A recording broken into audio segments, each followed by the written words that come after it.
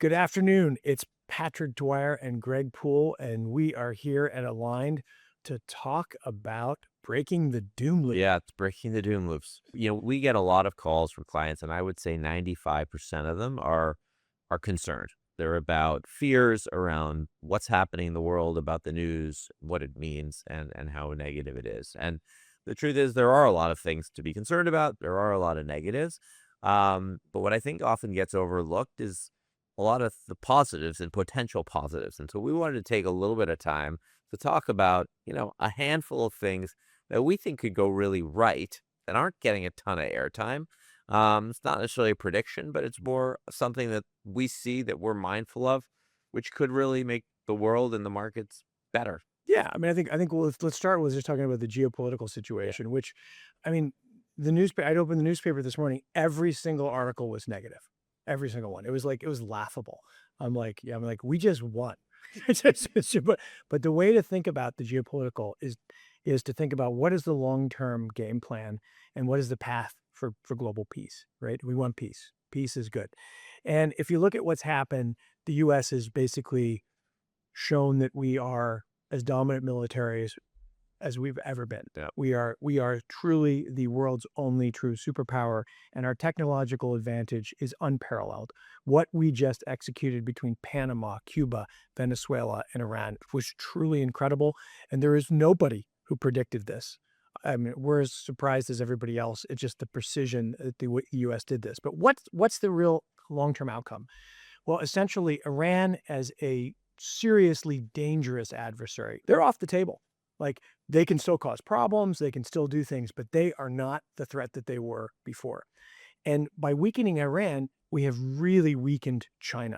And China basically has access to all the rare earths, all the key things we need in medicine, all these parts, and they had this lever over us. And now we took back the lever because we control the oil that comes out of Venezuela, we control the oil that comes out of that region, and the US geopolitically is now able to balance some of the risks with China much better. And frankly, Xi's military equipment didn't work. Neither did Russia's. And Russia, by the way, who's our other great adversary, is still having trouble beating Ukraine after 4 years in a war. And China, meanwhile, is purging their generals because a lot of their military equipment didn't work. They supposedly executed the head of like their aerospace project because their stuff didn't work. So they don't seem like they're in a position where they're going to be attacking Taiwan anytime Yeah, soon. which was the big fear 6 months ago, was all anybody was talking about as a reason to Yeah, not invest in Asia. and so the future could be better, and the Middle East could get better. Yeah, we And could have a much more stable Middle Eastern yeah, regime. and so that Yeah. the first thing I would say is that like the world could be getting better, not worse. Yeah. So that's just a narrative that you don't hear nearly as much as you do the fear doom scenario. So maybe let's talk about a second one. Pat, you alerted me to this about, I mean, we talk a lot about the potential cures in healthcare, but deafness, this is something that we're seeing in development on that you highlighted. Yeah, it was in the journal of the Nature. The Nature Medicine publishes this report, and basically, there are these new gene therapies for deafness, and they basically took 10 people and gave them this gene therapy, and they're no longer deaf. It's absolutely incredible. And this is 2026, and this is gene therapy is just starting to happen. And quantum computing and AI are what's going to drive this to go much faster. But imagine what we're going to have 10 years from now. Yeah. If this is what's happening today, this is truly incredible. Yeah, no, the quantum computing and what we're going to be able to do. I mean, I think people are really probably underestimating the improvements in healthcare that we're going to get. And all right, and so maybe leading to that longevity, something we hear about a lot, we talk about a lot. Maybe we talk about the peptides, the improvements. There's GLP-1 drugs, Ozempic, Wegovy. They were just the opening act, probably. Yeah, we got GLP-2s out now, and GLP-3s are coming. Apparently, these GLP-3s slow aging. They reverse like fatty liver damage. I mean, the stuff that's coming out, they're incredible. And the possibility that we could live 10 or 20 years longer is actually really becoming more probable. Yeah. And it's not to say that everything that's being sold works, and there's a lot that isn't known. But I think, again, focusing more on what could be right and what could work, there's just so much more time, money, and energy putting into the discovery of these things, which basically lead to better health and not being broken down at 60. Yeah. anymore. And I would say if you think about also like people are like, well, what is everybody going to do when we're not lawyers anymore? We're not this anymore. We're not that. Well, there'll be new industries. One of the new industries is going to be longevity. And every human is going to be focused on how do I live a lot longer because it's suddenly going to be a possibility. Yeah. Yeah. And And that's, it's something we talk about a lot, and it's something we want our clients to think about because it has implications from an investment standpoint, right? Because you actually may need money that allows you to live that much longer, but also how do you live your life, and how do you kind of change the trajectory of your life for that much longer duration? yeah. And by the way, the concept of living longer is just inherently optimistic. Yeah. It really is. I mean, it's a super exciting topic. I would say my favorite topic, though, is superintelligence Yeah. because superintelligence is really what makes this all possible. There's the scary side of superintelligence, right? Does it end the world? Right. If it does end the world, then it's over, right? So I don't have a strategy for that. Neither do you. So I would table that thought. Let's focus on it not ending the world and it actually improving our lives tremendously. Superintelligence has the ability to fix so many problems we didn't even know we could fix, right? I mean, that's what it means. It means software is going to be free. It's just it's and superintelligence is here right now. I mean, Yep. And the irony is, again, it leads a lot of these things end up leading to the opposite of what we're all talking about. So now all we're talking about is inflation, and everybody's worried about inflation. The truth is, superintelligence would be incredibly deflationary, which, for a little while, and we're seeing it now, I guess, with software, you're seeing, whoa, what if all this stuff's free? What happens to these businesses? It can be really disruptive, but ultimately, there's a huge amount of positives for falling costs for all this stuff. yeah. I mean, if you think about one of the subjects that we talk about a lot is the cost of housing has gone up a lot. It's a big problem, right, in the United States. Well, how will it be resolved? Yeah. I mean, you've heard us talk about, well, one is driverless cars are going to be part of that solution, right? Driverless cars are going to unlock all this real estate. Like 30% of the land in these big cities is for parking cars. And that's going to start getting freed up year after year. More of that land's going to become available. That's disruptive, but it also means probably the cost of housing could come down. And secondarily, you now are going to have automation in housing. So you're going to have robots involved in housing. You're going to have more serious manufactured home industry, 3D printing, all of these things. We're very early days, but when you have a problem, there are solutions. Yeah. And these solutions will get used because that's how innovation works. And we'll be surprised at how much cheaper housing is. I think we're going to be in the age of abundance. Yeah. I mean, for my 2 cents, it's, nobody has any confidence in policy solving these things, and generally it doesn't. But technology, this could actually solve something. And, Yeah, it'll solve definitely. If government gets involved and starts regulating it, it won't work. But if the private sector can figure it out, it will. well, let's talk lastly about energy. It's the thing that's on everybody's mind because the oil price is skyrocketing. But the clean energy story is probably really underappreciated by people. Yeah, I mean, I think look, solar costs have fallen like 90% the last 15 years. I mean, solar is getting really cheap. There's massive breakthroughs happening every day. BYD just came up with a charger for your BYD is a Chinese, the Chinese Tesla, and they can now charge your car 90% from zero in 9 minutes.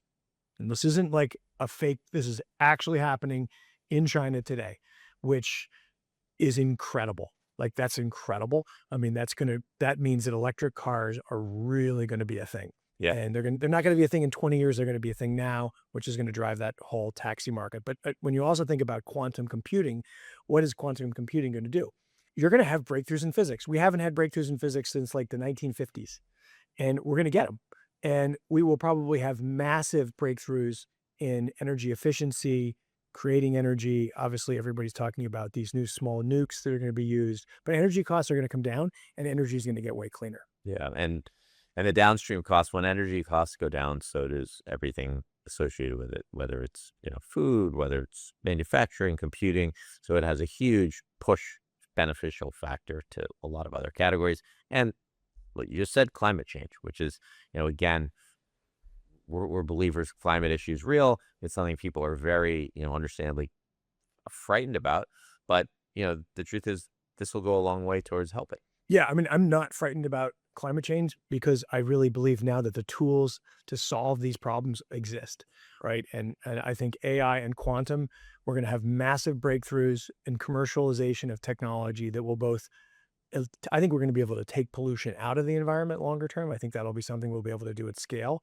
And I think human beings really want to do this, so we will. And I'm very optimistic that the next 10 years we're going to see some really big upside surprises in climate tech.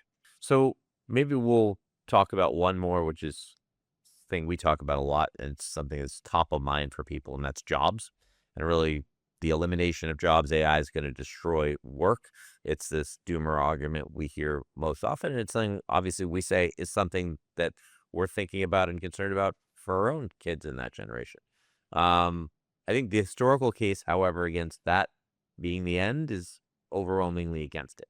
Yeah, it's I think it's been framed a lot of different ways. When people were farming and then they went to the cities, they invented new businesses in the cities. The issue I think here is the speed that it might come is what people are concerned about. I think people do believe new things will be invented, but the one of the stories that people bring up a lot of time is this whole idea that everyone's going to have to go on some kind of like a UBI or welfare program.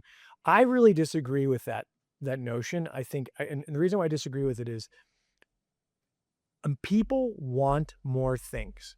Our desire for more material goods is unlimited, right? I mean, why do billionaires keep working? Do they need more money? No, but they want more money. And so I think that, the human desire for more will drive people to work. And I don't think we're all going to be sitting around playing video games on a summer holiday. I think we're going to be working, and I think we're going to be doing things that we can't even imagine today and solving problems that we can't. And I think we're going to be happy. Yeah. I mean, one of the reasons we invest a lot in the US is the flexibility of our economy and the ability for it to change and allow people who want to create things and work to change with that economy. And so, we think we don't necessarily know what they're going to be doing, but we think people who are going to want to create and produce are going to be able to do it, and probably more effectively and efficiently than ever. I was listening to someone tell me that all of these quote unquote second tier engineers, I hate terms like that are getting laid off at these different big firms. Guess who's hiring them? Small businesses. Yeah. I got an Amazon engineer. He can come in and basically clod my business and turn it. So imagine there's just going to be this revolution of small businesses that grow and hire all this talent and are able to scale with all this stuff. So I think the future could be incredible. So that's kind of the punchline of what we wanted to talk about were some good things that could go right. And, and the fact that our kids and your kids may have more opportunity, not less. I mean, I think everybody's predicting that the next generation will be worse off, and that's happening now as much as it ever has. But historically, it just hasn't been true. Yeah. I mean, I think about the standard of living that we have today versus when I was a kid. I mean, you didn't get on airplanes very often. Yeah. I went on 4 flights before I was 25 years old. I mean, you just didn't fly. Think about what the average person does. So I think there's a lot more reason to be long-term optimistic.